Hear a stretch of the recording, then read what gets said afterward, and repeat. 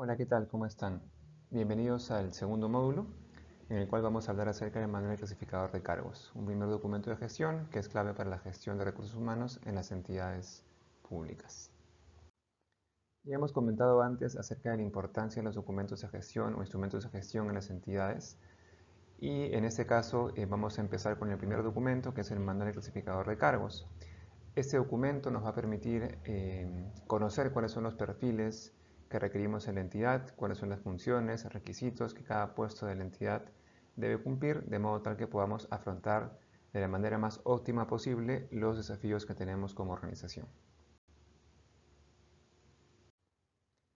Bien, como contexto es importante que empecemos por conocer el inicio de operaciones de una entidad y la manera como los documentos de gestión intervienen en este proceso. Cuando una entidad nace, usualmente con una ley o con un DS según corresponda, lo primero que se tiene que elaborar es un reglamento de organización y funciones o un manual de operaciones, según sea el tipo de entidad. Ese documento lo que hace es definir un poco la estructura orgánica de la entidad, que básicamente es el conjunto de áreas que componen esta entidad, y además se definen en ese documento las funciones que cada área va a desempeñar.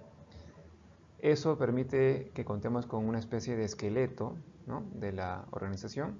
Sin embargo, hace falta complementar ese esqueleto con lo que podemos definir como el músculo de la entidad, que son las personas las que van a permitir que se mueva esa estructura. Es por ello que surgen dos documentos fundamentales que están justamente ahí mencionados en los cuadros azules, que son el Manual de Clasificador de Cargos o el CAP provisional. Hay otro documento de gestión que es el Manual de Perfiles de Puestos, el MPP, que en este caso no vamos a tocarlo porque tiene un conjunto de entidades muy limitado, puede aplicarlo todavía por cuestiones normativas. Sin embargo, el MSC sí es un documento que de manera general se puede implementar por las entidades del Estado. Entonces, esos dos documentos son fundamentales, el MSC y el CAP.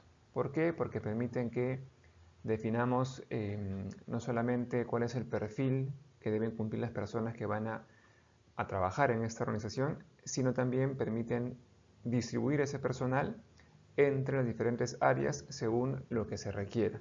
Habrá áreas con determinados perfiles y en cierta cantidad, mientras que en otras habrá otros perfiles y con otra cantidad, según lo que se requiera para poder operar. Esos documentos de gestión entonces de recursos humanos son los que inmediatamente complementan la estructura de la entidad. Tras ello, la entidad podrá seguir diseñándose en cuanto a herramientas que tienen que ver ya con el presupuesto, ¿no?, que tienen que ver con aspectos administrativos para las compras, etcétera, que van a permitir que la entidad más adelante pueda operar, contratar servicios, personas, etcétera. Pero lo fundamental es que tenga una estructura, por un lado, y además que esta venga acompañada de la definición de los perfiles y la distribución de los puestos en toda la organización. Así inicia operaciones una entidad. Así, con estos documentos podemos decir que la entidad está lista para poder continuar con su trabajo, ¿no? Y es por ello que los documentos de gestión o instrumentos de gestión son importantísimos para este inicio óptimo, digamos, de las entidades. Bien, como documentos o instrumentos de gestión tenemos una cantidad bastante amplia. Nos hemos enfocado en este curso en instrumentos de gestión de recursos humanos, pero es importante que veamos que estos documentos e instrumentos, como les iba comentando, están conectados con otros documentos de gestión que no tienen que ver con recursos humanos en particular, pero que afectan de alguna forma el diseño de los documentos de gestión de recursos humanos. Ya les comentaba sobre el ROP y el MOP. Un documento adicional es el presupuesto analítico de personal, el PAP, que sí lo vamos a ver en el curso, y que de alguna manera complete el círculo con respecto al diseño a nivel de recursos humanos de una organización, porque el PAP lo que hace es a cada puesto, a cada cargo de la entidad, le asigna, lo asocia, mejor dicho, a un costo, y eso se convierte en lo que llamamos una plaza, ¿no?, que es la posición más su presupuesto. Entonces, permite no solamente entonces el PAP conocer cómo está la distribución de los puestos o cargos, sino también permite ver cuál es el costo de esa dotación de personal manifestada en el CAP y aterrizada a nivel de costos en el PAP.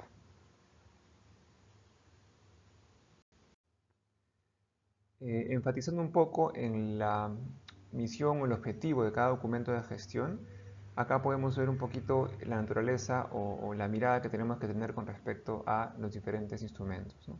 En el caso del ROF, el MSC y el CAP son documentos que tienen que ver con un ámbito estratégico, ¿no? Ya dijimos que el ROF tiene que ver con la estructura orgánica de la entidad, con el esqueleto.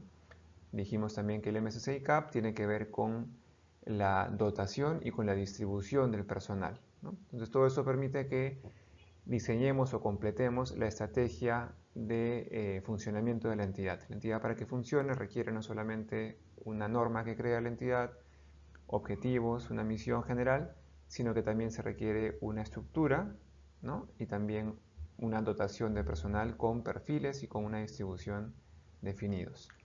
El PAP es un documento que ya va un paso más hacia lo operativo, porque aterriza esa distribución que tiene el CAP provisional en términos de costos, ¿no?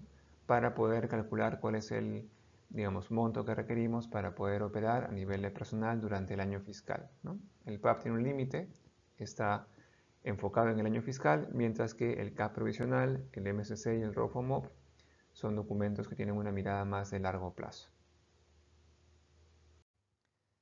Bien, yendo ya un poco más hacia el MSC puntualmente, en esta lámina podemos repasar un poco la historia de este documento de gestión. Tuvo su primera regulación hacia el año 1975, cuando una resolución del Instituto Nacional de Administración Pública definió este documento y a la vez también planteó disposiciones de manera un poco más general, no llamándole MSC directamente, sino solamente clasificador de cargos, con una serie de reglas, como decía, generales, amplias, que no aterrizaban en un formato concreto o en unas reglas concretas o una secuencia concreta para su aprobación o para su modificación. Tras varios años, más o menos 46, ya en el contexto de servir como ente rector en la materia de recursos humanos en el Estado, surge una primera directiva en el año 2021 que aborda de manera exclusiva el manual de clasificador de cargos como instrumento de gestión. Cuando decimos de manera exclusiva, queremos referirnos a que es una directiva que puntualmente, casi al 100%, porque esta directiva comparte reglas con el CAP provisional, pero casi al 100%, establece las reglas para su elaboración, para su aprobación y para su modificación, ¿no? Entonces ya hay un detalle mucho mayor comparado con las normas del INAP del 75 con respecto a eso, ¿no? Con respecto a cómo se elabora, cómo se aprueba, cómo se modifica o actualiza. Ahora, esta directiva a la vez se complementa en el año 2022 con la ley número 314/19 y su reglamento, que son las normas que conocemos como normas de idoneidad, donde se establecen reglas o, mejor dicho, requisitos mínimos que los funcionarios públicos y directivos de libre designación y remoción en el Estado tienen que cumplir, ¿no? Entonces, como son normas que tienen que ver con requisitos mínimos y el MSC define, entre otros elementos, también requisitos mínimos de un puesto, digamos, hay una conexión directa entre la directiva más esas normas de idoneidad. Ahora, estos años, ¿no?, que han transcurrido entre la directiva vigente y la primera resolución que tenía el INAP en su momento, han generado que haya durante mucho tiempo un cierto descuido por parte de las entidades públicas con respecto al tratamiento de la información de estos documentos de gestión, y que ha pasado que las denominaciones de los cargos no son las mejores, ¿no?, que las clasificaciones tampoco son las más correctas, las funciones son mínimas e imprecisas, o también se tienen requisitos que son inconsistentes con la denominación o con la clasificación o con la función de los cargos contenidos en este documento, ¿no? Ha habido una producción por parte de las entidades públicas de este documento que no ha estado del todo correcta, ¿no?, o al menos no alineada a los actuales términos que se tienen para este documento de gestión. Entonces, hay digamos, una situación de corrección, de ajuste que se ha tenido que empezar a hacer desde el año 2021 hasta la fecha, y que implica un trabajo constante por parte de las entidades para poder actualizar este documento de gestión. Bueno, y puntualmente, ¿cómo definimos al manual de clasificador de cargos? Bueno, podemos afirmar que es un documento o instrumento de gestión donde se describen de manera ordenada todos los cargos de una entidad, estableciéndose allí su denominación, clasificación, funciones y requisitos mínimos para el ejercicio de las funciones del puesto o cargo, ¿no? Es un documento, por tanto, que funciona como una especie de compendio, ¿no?, de los perfiles que tenemos en la organización, en la entidad pública, y es un documento que sirve como una base para después hacer la distribución que ya hemos comentado que se realiza en el marco del CAP provisional. Entonces, un punto clave, o es un documento clave, ¿no?, en tanto cualquier puesto o cargo que yo quiera tener en mi entidad, en determinada área, ¿no?, tiene que estar en el MSC. Yo después en el CAP no voy a poder crear cargos si es que antes no están en el MSC. Solamente tomo lo del MSC y lo puedo distribuir. Por tanto, hay una responsabilidad clave aquí por parte de la entidad y en particular la ORH, ¿no?, de trabajar de la mejor forma posible los perfiles, ¿no?, las fichas de los cargos contenidos en el MSC. Es decir, tener cuidado con la definición de las denominaciones de los cargos, de sus funciones, de sus requisitos y de su clasificación. Comentábamos que este documento de gestión es clave para la entidad, para su proceso de planificación inicial, ¿no?, y eso implica que los actores vinculados con el documento asuman un rol importante, ¿no? El principal actor, de alguna forma, es la Oficina de Recursos Humanos, porque es el área que se encarga de elaborar la propuesta del MSC y también de sus modificaciones cuando corresponda. La ORH sustenta la propuesta ante la alta dirección, que es finalmente quien aprueba el documento. Pero también en el proceso interviene la OPP, la Oficina de Planeamiento y Presupuesto, o la que haga sus veces en la entidad, que emite opinión con respecto al alineamiento de los cargos contenidos en el MSC con los órganos y las unidades orgánicas contenidas en el ROF de la entidad. Básicamente lo que tiene que hacer es verificar que las funciones que desarrollan los cargos del MSC cubran el total de funciones que le corresponde a los órganos o unidades orgánicas de la entidad. Y finalmente dijimos que el documento es aprobado por la alta dirección, por su titular, ¿no?, de acuerdo con el marco normativo vigente, por lo cual también es un actor importante en este documento de gestión. Bien, entonces con esto cerramos esta primera parte del módulo 2. Hemos revisado un poco el contexto, antecedentes con respecto al MSC, lo hemos definido como un documento de gestión donde describimos de manera ordenada los cargos de una entidad pública, recordando que los cargos contenidos allí tienen que permitirnos ejercer las funciones que como entidad de manera general tenemos asignadas.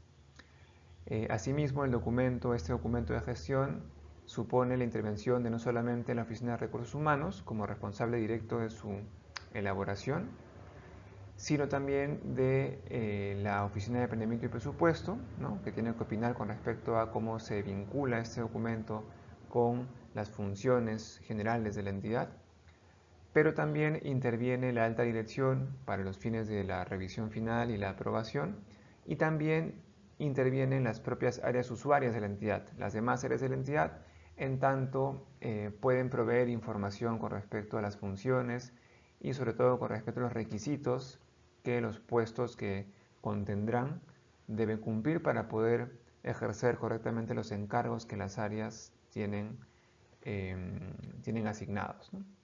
Entonces con eso cerramos esta primera parte del módulo 2 y los invito a revisar el material correspondiente, el marco normativo y demás material que hemos cargado en el aula virtual para prepararnos para la siguiente sesión.